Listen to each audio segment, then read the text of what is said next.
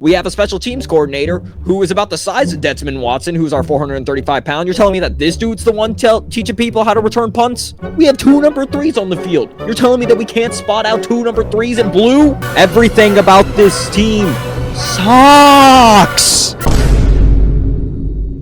All right. So the takeaway of this week, and of course, I'm a Florida fan. He's going to get him a drink now, or sticking his head in the freezer, either one.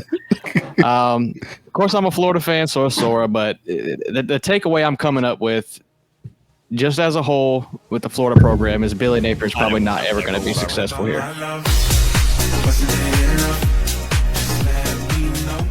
Never going to be successful here. There's so many problems that you can point to, and I'll try to kind of be as quick as I can. But the lack of the OC hiring, he doesn't hire an offensive coordinator, lack of time management, clock management.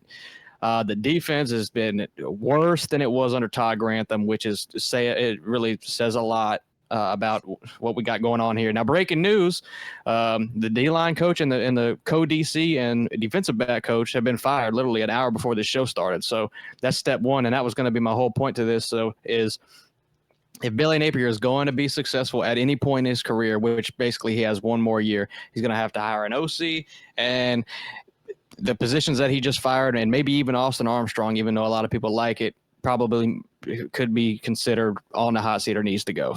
There's some major changes that are going to have to happen. You're bringing in a 5-star quarterback. Everybody loves him for the recruiting, but that's besides the point here. This season was abysmal for Florida and Billy Napier if you just look at it as a whole. Utah outplayed Florida, no big deal. They beat Florida. Florida has Tennessee's number in the swamp. No big deal. We dominated Tennessee, right? So, but then you look at Arkansas. Arkansas jumps up 14-zip with like 10 minutes left, or like 5 minutes played at the start of the game, already up 14. Hadn't even been 5 minutes. Florida comes back, could have won that game. Hadn't even been 5 minutes. Could have won that game. Yeah. Well, it wasn't even that long. Florida could win that game. That's 6 wins. And then Ricky Pearsall fumbles it. Florida could win that game. That's 6 wins right there if they pull that off, right? So, and then you go to Missouri. Missouri, 31-30. Luther Burden, 4th and 17. You allow that to happen. They move down the field, kick a field goal. Could have won that game. That's a top 10 win. So, okay, there's 7-6. And then you go to South Carolina, which they barely squeaked out. That won that game. Good for them. LSU got beat for the whatever year in a row by LSU. And what's the other one I'm thinking of? I'm missing. Oh, yeah. The Florida State one. Beat Florida State for 3/4 out of the game, and then you end up losing. If ifs and buts were candies and nuts, we'd have a Merry Christmas. But 5-7 is where you end up. When it could have been an 8. It could have been an 8-4 year if you really look at it as a grand scheme of thing. But it comes down to Billy Napier just doesn't know how to win.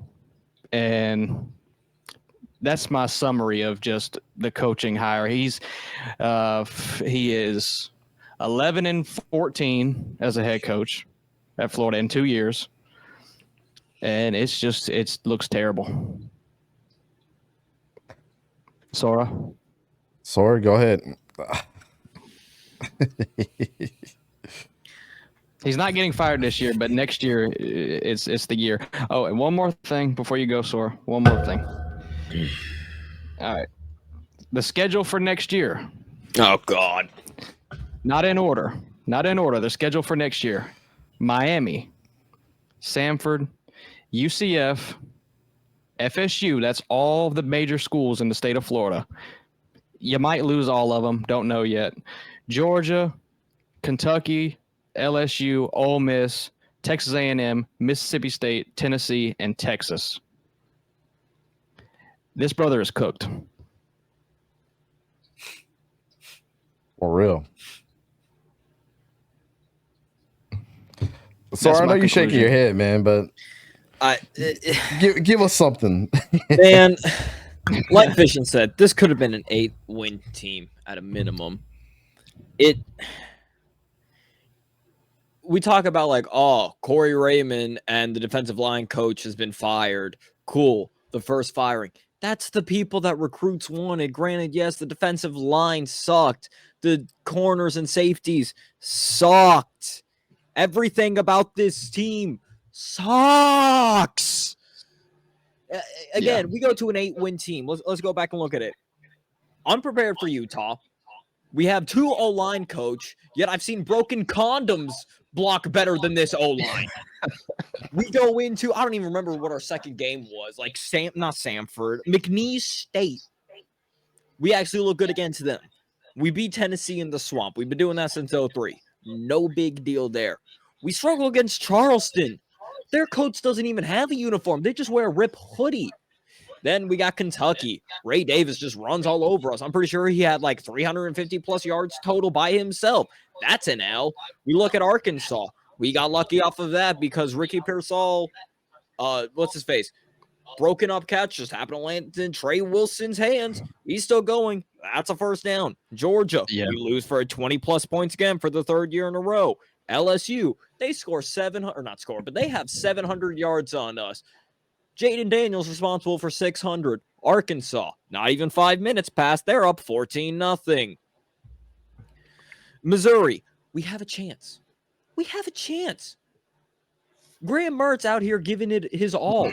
Literally gets possessed by the ghost of Tim Tebow, trucks a man, breaks his collarbone in the process. It's 4th and 17.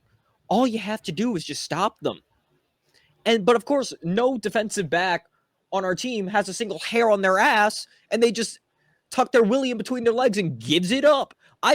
We used to have a program where people would throw their helmets at whiteboards because they dropped a simple ball and the offense would have to punt. Where's the fire? Where's the heart for this team? Damn it. That boy Eugene Wilson is the only one that wants to play, bro. Oh, yeah. Eugene Wilson wants to play, but yet Billy Napier only wants to use him in the first scripted play. I don't know what the first scripted plays are like for Billy Napier because he happens to be a good coach then. And then after that, just forgets that he has Trey Wilson. Doesn't use him until the 4th quarter when we're already down 20 plus points. Here's the thought, genius. Why don't you use your track star the entire game? We talk about the top 5 class recruit. Great. We have 2 offensive line coaches who can't block. We have a special teams coordinator who is about the size of Desmond Watson, who's our 435-pound. You're telling me that this dude's the one teaching people how to return punts? This dude can't even count to 11. I can't count how many special team penalties there were or not even penalties, but how many extra point attempts there were for us to block, and every single time we had 10. Against the first game in Utah, momentum killer. We have 2 number 3s. We have 2 number 3s on the field. You're telling me that we can't spot out 2 number 3s in blue? Speaking of momentum killer, that's the story of the season. Because yet again, Florida State, we're not looking the best, but somehow we're doing great. And then against our defense, I don't even know who the dude was that spat on the other Florida State player, but that's 15 yards penalty. You're ejected. You make one play. You make one. Okay, cool. The first time you're in, you spit on a dude. Great. It's the shoe throw all over again. And then again, offense, we finally get momentum on offense. What does Billy Napier do? Let's just do 3 triple reverses, let's do a 360, under the leg, whoop-de freaking do, whatever. It's just, we don't have an offensive coordinator. Our O-line can't block for anything. Our defense did nothing. Nothing. The middle of the field is wide open like a lady in the night on a Thursday night. We're not stopping anything here. Nothing's going to change. And even if we fire Billy Napier, big whoop-de-doo, you still got Scott Strickland as your AD. He didn't even interview anybody else except Billy Napier. He went to Louisiana, interviewed Billy Napier, hired him the very next day. It wasn't even a 24-hour process. Wasn't even a 24-hour process. What do we expect changes from? How did we get here? We were looking good with Tim Tebow. We had Cam Newton in the wings. Cam Newton steals a laptop, goes to Auburn, wins the Natty there.